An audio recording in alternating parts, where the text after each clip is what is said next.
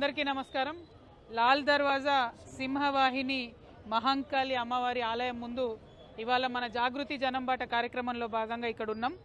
మరి అంతకుముందు BRS government ఉన్నప్పుడు ఒక 10 కోట్ల రూపాయలు ఈ గుడి చుట్టుపక్కల ఇండ్ల ల్యాండ్ అక్వైర్ చేసి గుడిని విస్తరించడానికి కేటాయించడం జరిగింది. కానీ ఆనాడు కూడా డబ్బులు రాలేదు. మళ్ళీ ఇప్పుడు కాంగ్రెస్ ప్రభుత్వం వచ్చిన తర్వాత ఆ 10 కోట్ల నుండి 20 కోట్లకు పెంచుతూ అదే రోజు జీవో ఇస్తామని గౌరవ ముఖ్యమంత్రి గారు వాగ్దానం చేసినప్పటికీ, అసెంబ్లీలో చెప్పినప్పటికీ అవి ఇంతవరకు కూడా డబ్బులు రాకుండా ఉన్నాయి. ఇండ్ల వాళ్ళందరూ కూడా కన్సెంట్ ఫామ్ ఇచ్చి ఇల్లు ఖాళీ చేయడానికి సిద్ధంగా ఉన్నారు.